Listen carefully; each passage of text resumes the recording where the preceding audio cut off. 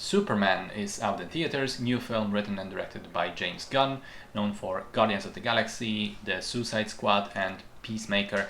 This is the first official theatrical movie in the newly rebooted DC universe, finally wiping the slate clean after the shambling corpse of the Snyderverse haunted us for several years with Wonder Woman and Shazam and Aquaman and so on.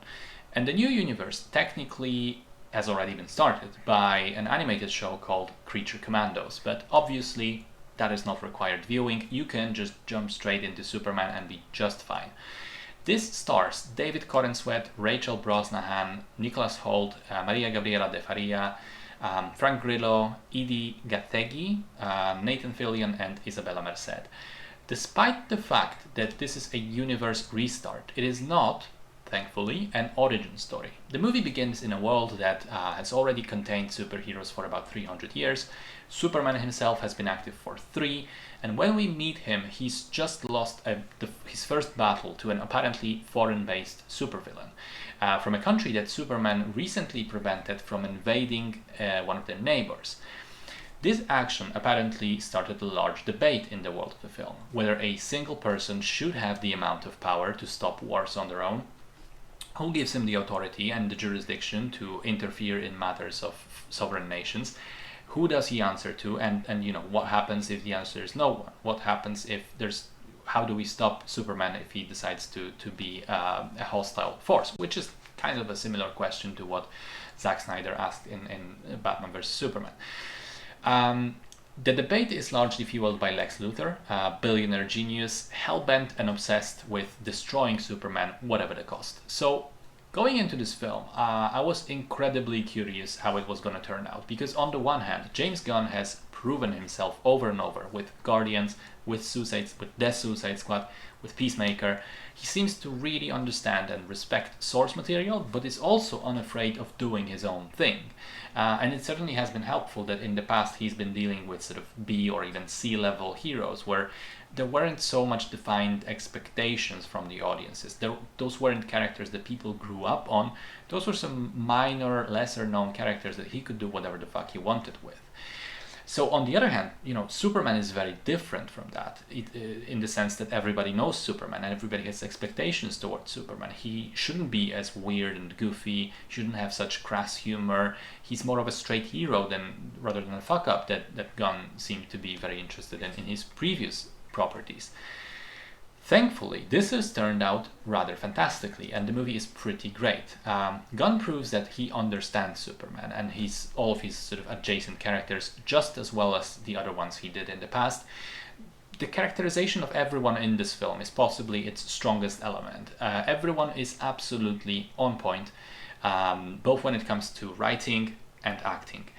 The absolute standouts for me were Nicholas Hoult, who is deliciously evil as Lex Luthor, and the character is written in such a way where initially you think to yourself, okay, this guy, he's clearly evil, but he's also raising some solid points. But then at some point you realize, he's just a complete psychopath with absolute disregard for human life. And then the second great character in the movie is Nathan Fillion as Guy Gardner. For comic book fans, this is, I think, a fantastic treat, because this, out of all the heroes that I've read, this guy is possibly the biggest asshole. Just a total buffoon, and Fillion revels in playing that. Superb performance. Then you have the plot, which is very tightly written, asks some interesting questions about the fear of immigrants and aliens, about the fear of what they represent, whether they fit in with your society and culture or not.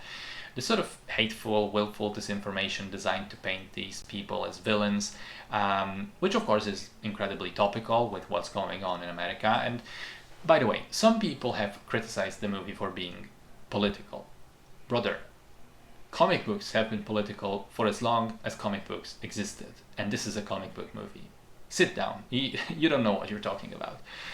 And also, going back to the themes, there's a strong element of nature versus nurture, whether you're defined by your biological parents and the legacy of them, or the things that you were actually taught in your life, the values that were instilled into you. And as a humoristic take, there's also a bit of a comment on modern social media and troll farms and fake outrage online.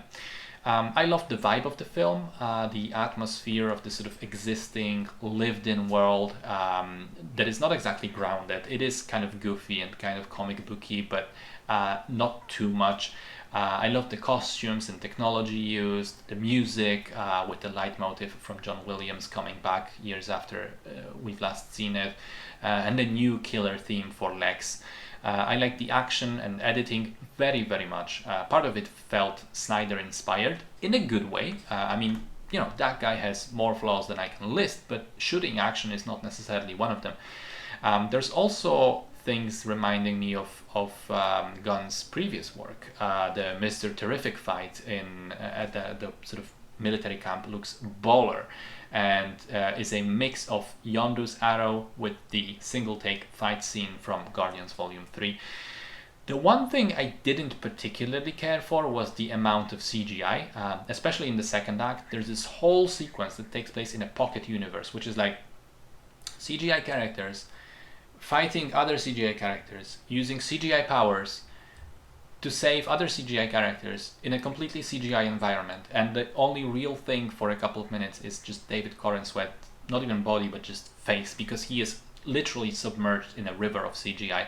That was a bit too much for me, but it's not like, you know, it prevented me from enjoying the movie, which I still did very much. I thought it was great fun, well written and constructed and shot, had something interesting to say, had its heart in the right place, and perhaps most importantly, nailed the characters that it was adapting. Great stuff, and it makes me very excited for the future of this new universe.